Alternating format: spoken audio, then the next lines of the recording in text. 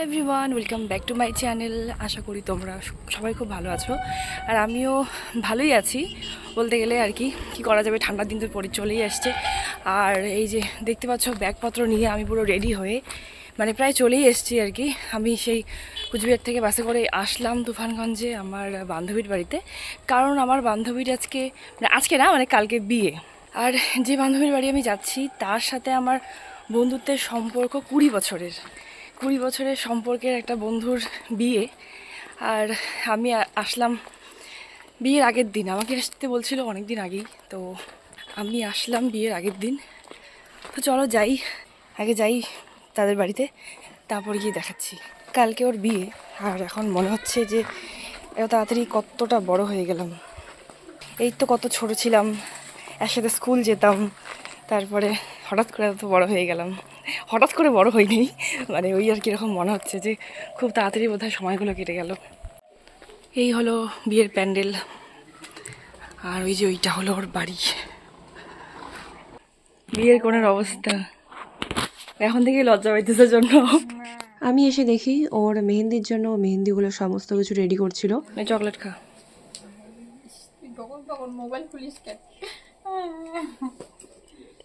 বিকেলবেলা আসলো ওর নীল আর্টিস্ট, ওর নীলটাকে নাকি ও বড় বড় করে দেখাবে।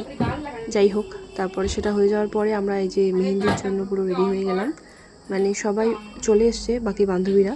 আমি রেডি হলাম সবার লাস্টে, ওরা বসেও পড়েছে মেহেন্দি দিতে, কারণ মেহেন্দি দেওয়া কমপ্লিটও হয়ে গেছে। এবারে আমি দেখি কি করি, নিজে পড়ি নাকি মানুষকে পড়াই নাকি আমাকে পড়িয়ে দেবে।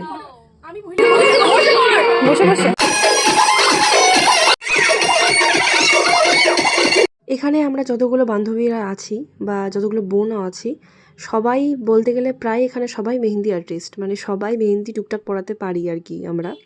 আর যারা পারে না তারা পড়ে নিচ্ছিল। আর সবাই দেখো, কেউ কিন্তু বসে নেই, সবাই কিন্তু পড়িয়ে দিচ্ছে, এ তাকে সে তাকে। কেউ নিজেও হাতে একা একা পড়ছে, যেমন আমি একটু পরে একা একা পড়বো। পেছনেও চলছে পড়ানো, সামনেও চলছে পড়ানো, মানে কেউ কিন্তু বসে নেই। কয়েকজন আছে যারা পড়তে পারে না, তো তাদেরকে পড়িয়ে দিয়ে এখন আমি বসলাম ফাইনালি আমার নিজের হাতে পড়তে, কারণ আমাকে পড়িয়ে দেওয়ার মতন কেউ নেই।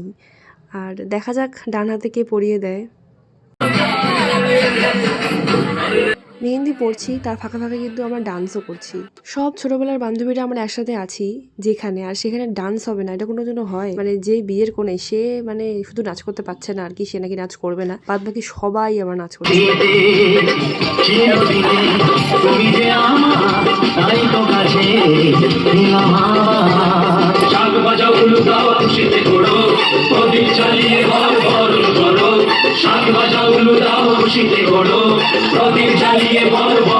নাচ করতে করতে এমন অবস্থা যে কার কার হাত লেগেছে, কার কার মেহেন্দি আমাদের নষ্ট হয়ে গেছিলো, আবার সেই মেহেন্দিটা আমরা রিপেয়ার করে আবার দিয়েছিলাম। মানে তবুও আমাদের নাচ কিন্তু করতেই হবে, নাচ ছাড়া যাবে না।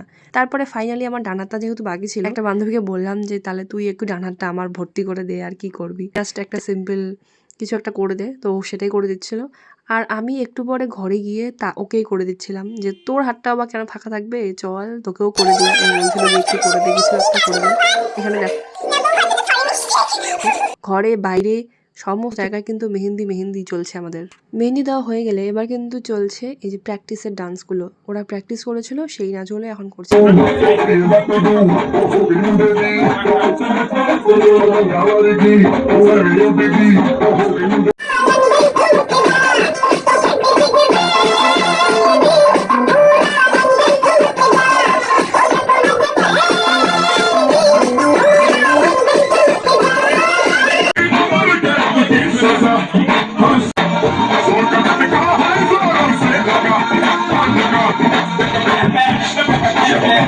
আমরা আবার এখানে সবাই মিলে ডান্স করবো জন্য গান ঠিক করছিলাম যে কি গানের নাচ করা যাবে। আর এখানে দেখো সবাই এগুলো হচ্ছে দর্শক, আর ক্যামেরাম্যান দেখো কত প্রচুর ক্যামেরাম্যান।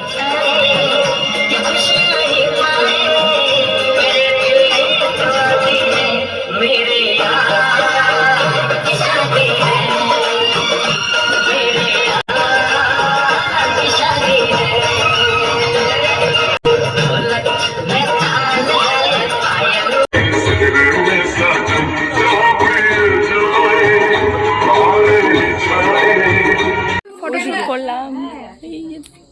এখন চলছে ফটোশুট পর্ব। বিয়ের কোণে ছাড়া কিন্তু আমরা যারা বান্ধবী একদম। সবাই কিন্তু আমরা প্রচুর ফটো তুলেছিলাম। আর এই যে দেখো এখনো মেহেন্দি পড়া শেষ হচ্ছে না। এই যে বান্ধবী সবাইকে মেহেন্দি পরিয়ে দিল। আমাকে বলেছিল সবার ফার্স্টে যে আমাকে কিন্তু তুই পরিয়ে দিবি। যাই হোক, সমস্ত কিছু প্রোগ্রাম শেষ করার পরে রাত্রি 11:30টার সময় আমি ওকে মেহেন্দি পরিয়ে দিচ্ছিলাম যে না বাবা তুইও পর, যাতে খালি হাতে না থাকিস। আর রাত্রিবেলা আমার অবস্থা দেখো, আমি এইভাবেই খাচ্ছিলাম। আর পরদিন সকালবেলা হলদি, মানে হলুদের সময় ওকে সবাই মিলে হলুদ দিয়ে দিচ্ছিল। যেটা হয় আর কি, বিয়ের দিন সমস্ত রিচুয়াল করার পরে ওকে স্নান করে দেওয়া হলো। আর তারপরে আমরা এই যে আমরা এখন গায়ে হলুদের জন্য, হ্যাঁ গায়ে হলুদের জন্য পুরো হলুদ শাড়ি পরে সবাই রেডি হয়ে গেছে, আমার সবাই বান্ধবীরা। আর গায়ে হলুদ অলরেডি হয়ে গেছে, তারপরে আমরা রেডি হয়েছি।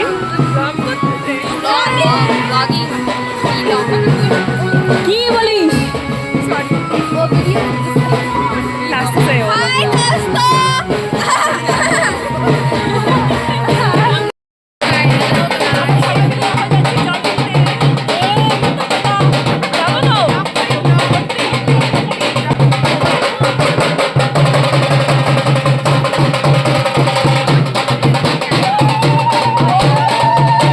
প্রথমে তো ভাবলাম যে যাবই না, তারপর ভাবলাম যে না যাই, কিন্তু অর্ধেকে গিয়ে পরে চলে আসবো। কিন্তু আমরা এতটাই নাচ করতে ব্যস্ত ছিলাম যে ভুলেই গেছিলাম যে আমাদেরকে বাড়ি ফেরত যেতে হবে।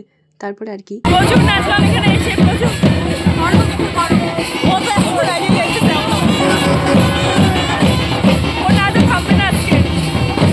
এখন হচ্ছে রাত্রিবেলা, দেখতেই পাচ্ছ আমি পুরো রেডি হয়ে গেছি। আর এই যে বোনটাকে দেখতে পাচ্ছ, ওর মা মানে পিসি আমাকে শাড়িটা পরতে হেল্প করেছিল, আর বাদ বাকি যা মেকআপ ছিল সব আমি করেছিলাম। আমরা রেডি হয়ে বাড়ির সামনে দাঁড়ায় আসছি, এখানে কোনো টোটো নাই, কিচ্ছু নেই, কোনো গাড়ি নেই। আমরা কিভাবে যাবো আমরা জানি না, এত বড় ব্যাগপত্র নিয়ে কি অবস্থা।